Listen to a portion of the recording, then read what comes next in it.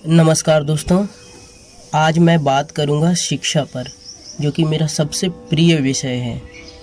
और ये वीडियो मैं विशेष तौर से हर माता पिता के लिए बना रहा हूँ कि आप अपने बच्चे के हाथ में ये लक्षण देखें और उस हिसाब से उनको शिक्षा दिलवाने की कोशिश करें।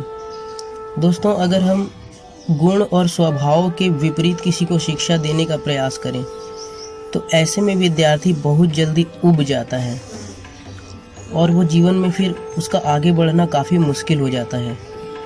तो आप इन बातों का ध्यान रखें जो मैं आपको बताने वाला हूँ, और इस क्षेत्र में अगर आप अपने बच्चों को डालते हैं तो आप यकीन मानिए निश्चित तौर पर और बहुत प्रसन्नता पूर्वक आपके बच्चे अध्ययन करेंगे। तो आइए शुरू करते हैं। तो आप देखिए, शुरुआत में करता हूँ गुरु पर्वत से। ये जो गुरु पर्वत है, इसका अगर आपके बच्चे के हाथ में ये गुरु पर्वत काफ़ी उभरा हुआ है और अगर वो और उसका फैलाव भी काफ़ी ज़्यादा है, विस्तार उसका काफ़ी ज़्यादा है, तो आप यकीन मानिए कि आपका बच्चा किसी ऐसे काम में रुचि लेगा जो गरिमामय काम हो। गुरु पर्वत जिनका उभरा हुआ होता है, ऐसे बच्चे धर्म, आध्यात्म, ज्योतिष, आयुर्वेद या कोई भी गरिमामय काम करने में रुचि रखते हैं। राजनीति में भी इनकी काफ़ी अच्छी पकड़ होती है। ये बहुत नीतिवान और गुणवान होते हैं। तो ऐसे बच्चों के लिए मैं आपको सलाह दूंगा कि आप इन्हें, ठीक है, राजनीति जैसे विषय ये आगे लेकर पढ़ें। इस बात को ध्यान में रखकर आप इनकी शिक्षा की व्यवस्था करें।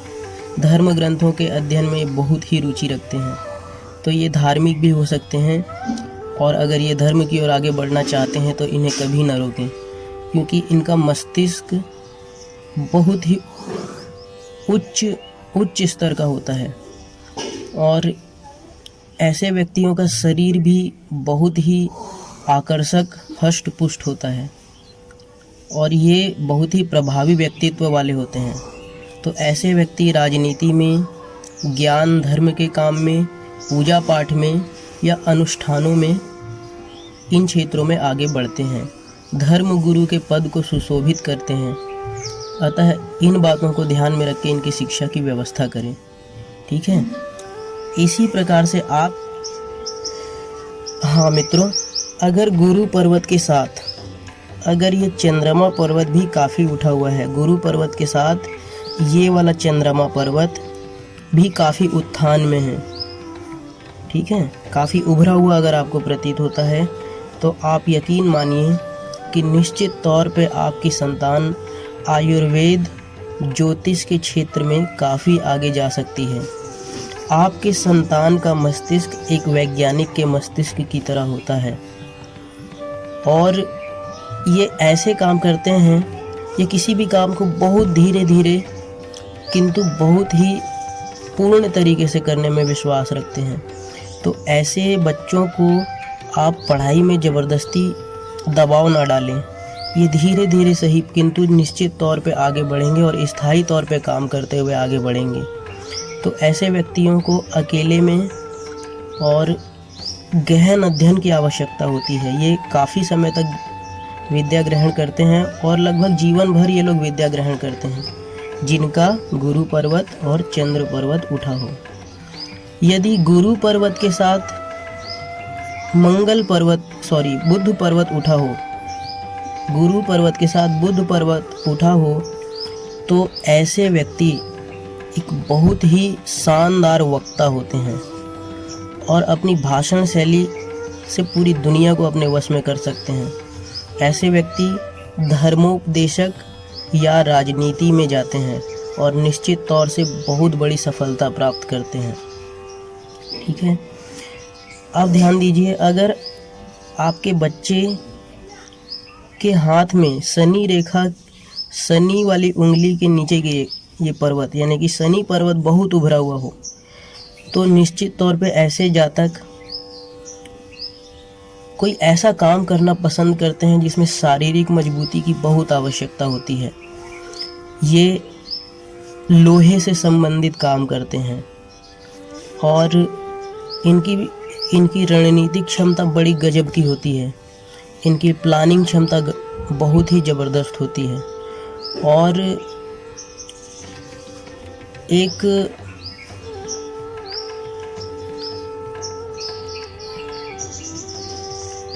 रण कौशल इनका अद्भुत होता है। ये किसी भी काम को कराने के लिए गजब की नेतृत्व क्षमता इनमें होती है और ये जो है अपना काम बड़ी आसानी से किसी से भी करवा सकते हैं। ठीक है, अगर ये सूर्य पर्वत बहुत ज़्यादा उठा हुआ है तो यकीन मानिए कि आपकी संतान निश्चित ही कोई ऐसा काम करेगी जिससे आपके पूरे कुल का मान बढ़े, आपको मान सम्मान प्राप्त हो।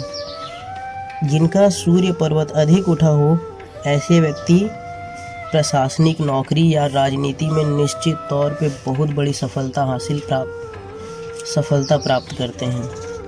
ठीक है, अब देखिए, यदि इस उंगली पर, गुरु की उंगली पर यदि कोई एक रेखा हो जो ऐसी सीधी बन गई हो, बिल्कुल इस प्रकार से,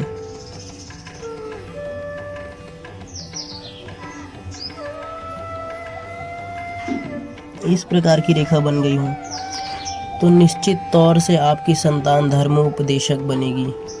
ये निश्चित तौर पे गुरु बनेगा।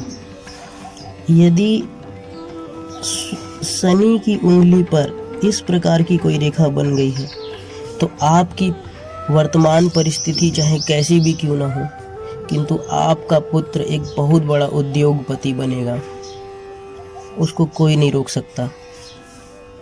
इसी तरीके से अगर इस उंगली पे कोई ऐसी रेखा बन गई हो,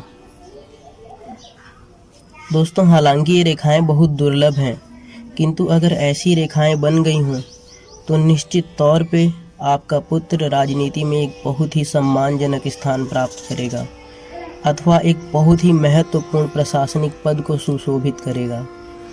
ठीक है, अगर आपकी इस उंगली में इस प्रकार की रेखा हो तो जल से संबंधित काम व्यक्ति करेगा, जैसे कि नेवी, अगर वो सरकारी नौकरी के क्षेत्र में जाना पसंद करते हैं तो ये निश्चित तौर पे नेवी वगैरह का काम कर सकते हैं। ठीक है, या फिर जल से संबंधित ही कोई इनका व्यवसाय होगा, नौकायन या फिशिंग, इस प्रकार का इनका कार्य हो सकता है। ठीक है, ये रेखा बनती है तो ठीक है। अब देखिए, अगर चंद्रमा पर्वत पर ऐसी लाइनें बन गई हैं इस प्रकार की तो निश्चित तौर पे जल क्षेत्र में किए गए इनके कार्य में इनको बहुत बड़ी सफलता प्राप्त होती है। तो इनकी शिक्षा ऐसी रखी जाए जिससे ये जल क्षेत्र में जुड़े रहें। ठीक है, अगर शुक्र पर्वत काफ़ी उठा हुआ हो तो मानिए कि व्यक्ति सुंदरता प्रिय होता है, कला प्रिय होता है। ऐसा व्यक्ति अपनी कला से धन अर्जित करता है। ऐसे व्यक्ति को आप फैशन डिज़ाइनिंग जैसे पाठ्यक्रम का जो है अध्ययन इनको करा सकते हैं। इसके अलावा इंटीरियर डिज़ाइनिंग, सौंदर्य प्रसाधन की चीज़ें, इन चीज़ों में इनको महारत हासिल होती है और ये बहुत बड़ी सफलता प्राप्त करते हैं। दोस्तों, अगर मैं केतु पर्वत की अगर मैं बात करूं इस क्षेत्र की,